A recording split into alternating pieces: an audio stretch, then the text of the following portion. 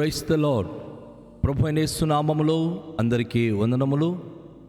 యేసయ్య మాటను ఈ కార్యక్రమాన్ని వీక్షించడానికి ప్రేమతో నేను మిమ్మల్ని ఆహ్వానిస్తున్నాను. ఈ దినము యోహాను సువార్త 4వ అధ్యాయము 27వ వచనం నుండి 38వ వచనాల వరకు మనము ధ్యానించుకుందాం. ఇంతలో ఆయన శిష్యులు వచ్చి ఆయన స్త్రీతో మాట్లాడుట చూచి ఆశ్చర్యపడిరి. గాని నీకేమి కావాలనని అయినను ఈమెతో ఎందుకు మాట్లాడుచున్నావనియు ఎవడునూ అడగలేదు. ఆ స్త్రీ తన కుండ విడిచిపెట్టి ఊరిలోనికి వెళ్ళి, మీరు వచ్చి నేను చేసినవన్నీ నాతో చెప్పిన మనుషుని చూడుడి, ఈయన క్రీస్తు కాడా అని ఆ ఊరి వారితో చెప్పగా, వారు ఊరిలో నుండి బయలుదేరి ఆయన వద్దకు వచ్చుచుండిరి. ఆలోగా శిష్యులు బోధకుడా భోజనము చేయమని ఆయనను వేడుకొనిరి. అందుకాయన భుజించుటకు మీకు తెలియని ఆహారము నాకున్నదని వారితో చెప్పిన శిష్యులు ఆయన భుజించుటకు ఎవడైనను ఏమైనాను తెచ్చినేమో అని ఒకరితోనొకడు చెప్పుకొనిరి. యేసు వారిని చూచి, నన్ను పంపిన వాని చిత్తము నెరవేర్చుటయో ఆయన పని తుదముట్టించుటయో నాకు ఆహారమై ఉన్నది. ఇక 4 నెలలైన తర్వాత కోతకాలము వచ్చునని మీరు చెప్పుదురు గదా. ఇదిగో మీ కనులెత్తి పొలములను చూడుడి, అవి ఇప్పుడే తెల్లబారి కోతకు వచ్చి ఉన్నవని మీతో చెప్పుచున్నాను. విత్తువాడు కోయువాడును కూడా సంతోషించున్నట్లు కోయువాడు జీతము పుచ్చుకొని నిత్యజీవార్థమైన ఫలము సమకూర్చుకొనుచున్నాడు. విత్తువాడొకడు కోయువాడొకడు అన్నమాట ఈ విషయములో సత్యమే. మీరు దేనిని గూర్చి కష్టపడలేదో దానిని కోయుటకు మిమ్మును పంపితిని. ఇతరులు కష్టపడిరి, మీరు వారి కష్టఫలములో ప్రవేశించుచున్నారని చెప్పెను. ప్రియదేవుని యొక్క బిడ్డలారా, ఒక చాలా ప్రాముఖ్యమైన విషయాన్ని ఈ వచనాల ద్వారా మనము ధ్యానించబోతున్నాం. సాధారణంగా ఒక వ్యక్తి మార్పు పొందినప్పుడు ఎలాంటి కార్యములు జరుగుతుందో ఈ యొక్క వచన భాగాలు మనము గ్రహించగలము. శిష్యులు సమరయ నుంచి యేసుప్రభు దగ్గరికి వచ్చి రొట్టెలు పట్టుకుని వచ్చినప్పుడు, వారు భోజనానికి ఆయనను పిలిచినప్పుడు మొట్టమొదటిగా యేసును చూసినప్పుడు ఆశ్చర్యపడుతున్నారు. ఎందుకంటే ఆయన ఒక స్త్రీతో మాట్లాడడం అనేది విశేషం. ఈ రోజుల్లో సాధారణంగా ఎక్కడైనా సరే ఒక స్త్రీ పురుషుడు మాట్లాడినప్పుడు చూచుచున్న అనేక మంది వారు అన్నదమ్ముల చెల్లిల లేకపోతే ఏమిటి అనేది ఆలోచించక వారి గురించి అనేక ఊహాగానాల్లోనికి వెళ్ళిపోతారు.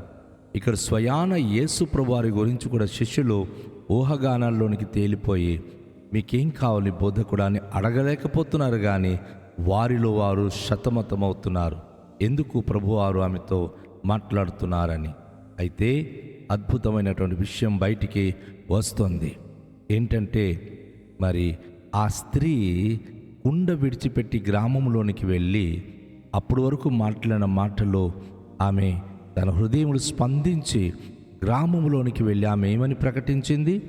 నేను చేసినవన్నీ నాతో చెప్పిన మనుషుని చూడుడి, ఈయన క్రీస్తు కాడా అని ఊరి వారికి చెప్పగా, సింపుల్ ఒక్క సెంటెన్స్ ఊర్లో చెప్పిందండి. నేను చెప్పినవన్నీ నాతో చెప్పిన మనుషుని చూడండి, నేను చేసినవన్నీ నాతో చెప్పిన మనుషుని చూడుడి, ఈయన క్రీస్తు కాడా. అంటే వారి గుండెల్లో తెలుసు, యేసుక్రీస్తు వచ్చినప్పుడు మనము చేసినవన్నీ ఆయన చెప్పగలడు, మన జీవితం గురించి ఆయన చెప్పగలడు. ఆయన మన సృష్టికర్త అయిన దేవుడు, ఆయన మన నిర్మాణకుడు, సమస్తము ఆయనకే తెలుసు.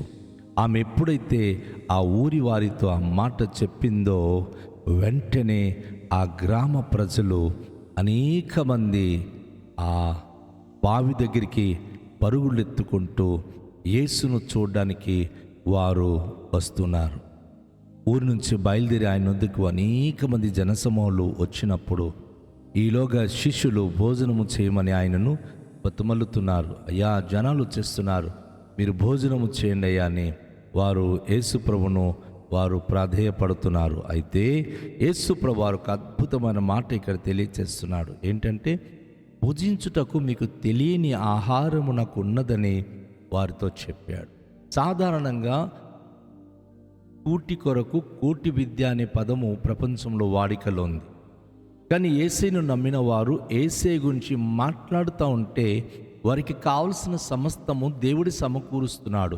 ఈ రహస్యము, ఈ ఆశీర్వాదకరమైన స్థితి ఎరుగని మూర్ఖులు లేక మూఢులు, ఈ పాస్టర్లు మరి దొంగలు, వీరు దోచుకుంటున్నారు, వీరు తింటున్నారు, వీళ్ళు త్రాగుతున్నారు, వీళ్ళు గడించుకుంటున్నారని విమర్శ చేయడానికి తెగించుకుంటున్నారు. కానీ అది తప్పు.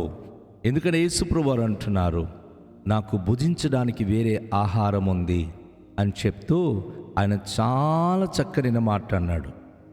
ఏంటంటే, నన్ను పంపిన వాని చిత్తము నెరవేర్చుటయో ఆయన పని తుదముట్టించుటయో నాకు ఆహారమై ఉన్నది. నా తండ్రి నన్ను పంపించున్నాడు కనుక ఆయన మాటలు, ఆయన చిత్తము నెరవేర్చడం ద్వారా నాకు వచ్చే ఆ సంతృప్తి, ఆనందం, అదే నా ఆహారం. ఒక దైవజనుడు తను గనుక కష్టపడి వెళ్ళి పరిచర్య చేసినప్పుడు, కొంతమంది బిడ్డలు గనుక రక్షించబడి దేవుని మార్గంలో వచ్చినప్పుడు ఆ సేవకునికి వచ్చే ఆనందం ఇంతంత కాదు. తనకు దొరికిన డబ్బు ధనాల కంటే తను చెప్పిన సువార్త ద్వారా నమ్మి ప్రభును వెంబడించిన ఆ జనాంగాన్ని బట్టి, ఆ కుటుంబాలను బట్టి తను ఎంత ఆనందిస్తాడో అది నిజమైన సేవకుల్లో ఉండే ఆ సంతోషమే వేరు. అందుకే యేసుప్రభువు వారు అంటున్నాడు, నా తండ్రి చిత్తము నెరవేర్చడమే, తుదముట్టించడమే నా ఆహారము. నాకు అంతకన్నా శ్రేష్టమైన ఆహారం మరొకటి లేదు అని చెప్పి యేసుప్రభువు వారు తెలియచేస్తున్నారు. అయితే ఇక్కడ సేవకులైన వారికి ప్రభు ఇచ్చిన ఒక గొప్ప అద్భుతమైనటువంటి సలహాని చెప్పవచ్చు, లేక అద్భుతమైనటువంటి సందేశం అని చెప్పవచ్చు. ఏమిటంటే, ఇక 4 నెలలైన తర్వాత కోతకాలం వచ్చునని మీరు చెప్పుదురు కదా. ఇదిగో మీ కన్నులెత్తి పొలములను చూడుడి, అవి ఇప్పుడే తెల్లబారి కోతకు వచ్చున్నదని మీతో చెప్పుచున్నాను. సేవకులారా, ప్రభువారు ఈ లోక సంబంధమైన పంట గురించి అయితే ఉడిచిన వారు ఒక 4 నెలల తర్వాత గడువులు పెట్టి వారి యొక్క పైరును కోస్తారు. అయితే ప్రభు తన పరిచర్యకు ఏర్పరచుకున్న సేవకులకు అంటున్నాడు, మీరు కనులెత్తి పొలములను చూడుడి అని లోకం వైపు చూడండి. అనేక మంది పంటకు పదునుకు వచ్చి ఉన్నారు. అంటే అనేక మంది బ్రతుకు రాలిపోబోతుంది. అనేక మంది కుటుంబ జీవితాల్లో నశించిపోతున్నారు. ప్రార్థన చేయడం ద్వారా కుటుంబం యొక్క ఇబ్బందులు, ఇరుకులు, కష్టాలు వారికి ఏర్పడుతున్న వేదనలు కనిపిస్తుంది. అది కోతకు పదునుకు వచ్చినటువంటి పంట. ఎవరైతే దేవుని సన్నిధిలో సంరక్షించబడ్డానికి పదునుకు వస్తున్నారో వారు తెల్లబారిన పంట కొద్ది రోజుల్లో రాలిపోబోతుంది. దైవ సేవకులకి దేవుడిచ్చిన గొప్ప భాగ్యం ఏంటంటే, మీరు కన్నులెత్తి పొలము చూడండి. డబ్బు ధనాలు కాదు, మీరు స్వార్థ పరిచర్యలో దేవుడు ఏర్పరచుకున్న ప్రజలను చూడండి. అది తెల్లబారిపోయినది. వారికి దేవుని మాటలు కావాలి, వారికి కోత కావాలి, వారు ప్రభు దగ్గరికి సంరక్షించడానికి మనుషులు కావాలి. అందుకు ప్రభు అంటున్నాడు, విత్తువాడును కోయువాడును కూడా సంతోషించున్నట్లు కోయువాడు జీతము పుచ్చుకొని నిత్య జీవార్థమైన ఫలము సమకూర్చుకొనుచున్నాడు. యేసు ప్రభువారు విత్తనాలు విత్తాడు. సమరయ ప్రాంతము, గలిలయ ప్రదేశాలు, యూదయ ప్రదేశంలో ఆయన విత్తనాలు విత్తినప్పుడు ఇప్పుడు కోతకి దేవుని సేవకులు బయలుదేరి వెళ్ళాలి. నిజమే, రేడియో ద్వారా, టీవీ ద్వారా, అనేకమైన సెల్ ఫోన్ ద్వారా అనుదినము స్వార్థ విత్తబడుతుంది. ఎంతోమంది వింటున్నారు. ఇప్పుడు వారికి కోసుకొని, అనగా వారికి ప్రభులోనికి సంరక్షించి సమకూర్చే వ్యక్తులు కావాలి, చెదరగొట్టే వాళ్ళు కాదు. ఈరోజు దైవ సేవకులు విరుద్ధంగా మాట్లాడుతున్నారు. పొలములకు విశ్వాసుల మధ్య తగాదాలు పెడుతున్నారు. వీరందరూ అపవాది సాతానుకు సంబంధించిన వారు. సమకూర్చువారే దేవుని సంబంధులు. చెదిరిపోయిన జనాంగానికి, దేవుని మందిరానికి సమకూర్చే పని ప్రతి సేవకుడు చేయాలి, ప్రతి జనాంగము చేయవారు. అందుకే ప్రభు అంటున్నాడు, విత్తువాడు ఒక్కడు కోయువాడు ఒక్కడున్న మాట ఈ విషయంలో సత్యమే. అవును, సువార్త ప్రకటించే వారొక్కరు, ఎంతోమంది సువార్త ప్రకటించి వెళ్ళిపోతున్నారు. కానీ వారి దగ్గరికి వెళ్ళి, వారి కుటుంబాల దగ్గరికి వెళ్ళి, వారి కష్ట సుఖాలు తెలుసుకొని వారిని దేవుని మందిరానికి సమకూర్చే పని ఎవరు చేస్తున్నారో అది చాలా గొప్పది. ఎందుకంటే వారు లోకంలో రాలిపోకుండా, లోకంలో నష్టపోకుండా సమకూర్చాలి. ప్రభువారు అంటున్నారు, మీరు దేనిని గూర్చి కష్టపడలేదో దానిని కోయుటకు మిమ్మును పంపితిని. ఇతరులు కష్టపడిరి, మీరు వారి కష్టఫలములో ప్రవేశించుచున్నారని చెప్పాను. అవును, విత్తనాలు విత్తుకుంటూ సువార్త ప్రకటించుకుంటూ వెళుతున్న సువార్థికుల పని వారు చేస్తున్నారు. సంఘ కాపరులు ఆ సువార్త ద్వారా విన్న వాక్యమును బట్టి అనేక మందికి సమకూర్చే పని వారు చేస్తున్నారు. కానీ ఈ రోజుల్లో చర్చిలో విశ్వాసులుగా ఉన్న వారికి చెడు వార్తలు చెప్పి సంఘాలను ముక్కలు చేసేటటువంటి నక్కలు తయారయ్యారు. సంఘాలను చెదరగొట్టేటటువంటి పనికిమాలిన వ్యక్తులు తయారయ్యారు. ఎప్పుడైనా ఒక సంఘాన్ని పాడు చేసే వ్యక్తి గనుక ఒక సేవకుని గురించి కానీ సంఘం గురించి కానీ విరుద్ధంగా మాట్లాడుతుంటే వారు సేవకులు కాదు, కేవలము గుంట నక్కలు. అది గుర్తుంచుకోండి. ఒకరు సువార్త ప్రకటించినప్పుడు మొలకెత్తిన వ్యక్తులు, సువార్త విన్నటువంటి వ్యక్తులు, రక్షణ పొందడానికి ఆసక్తి ఉన్న వ్యక్తులకు దైవ సేవకులు సంరక్షించి సంఘాలకు నడిపించాలి. వారికి ఎప్పుడైతే మనం దేవుని సంఘానికి నడిపిస్తున్నామో వారి యొక్క ఫలమును మనం పొందగలము.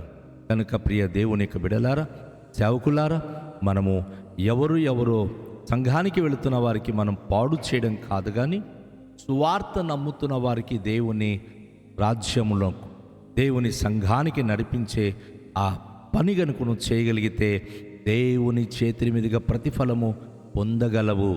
ఎప్పుడు సంఘానికి వెళుతున్న వారికి విడదీయడం అనేది నీచమైన పని, తోటను నాశనము చేసే నక్కలతో సమానం. అట్టి పని ఎవరు చేస్తున్నా వారికి దేవుడు క్షమించాడు. కానీ ఎవరైతే పంటను సమకూరుస్తున్నాడో, అనేక మంది కుటుంబాలకు ప్రభువులో నడిపిస్తున్నారో వారు నిజమైన సేవకులు. కనుక రండి, తలలుంచుకొని, ప్రభువా మీ యొక్క పొలములో మేము పండేటటువంటి వారమై, మీ యొక్క సన్నిధిలో సమకూర్చబడేవారై, మీ రాజ్యములు చేరే వ్యక్తులై ఉండే భాగ్యం అనుగ్రహించుమని ప్రార్థన చేద్దాం. దయగల తండ్రి, మీకు స్తోత్రాలు. పవిత్రమైనటువంటి మీ మాటలు విన్నాం. మీ వాక్యం ద్వారా మార్పు పొంది గ్రామాలు రక్షణ పొందినప్పుడు వారిని మందిరంలో సమకూర్చి ఆ ఫలమును ప్రభువా మీ ఎదుట నిలబెట్టడం అనేది ఎంత గొప్ప భాగ్యం. సేవకులు ఆ విషయంలో జాగ్రత్త వహించాలి.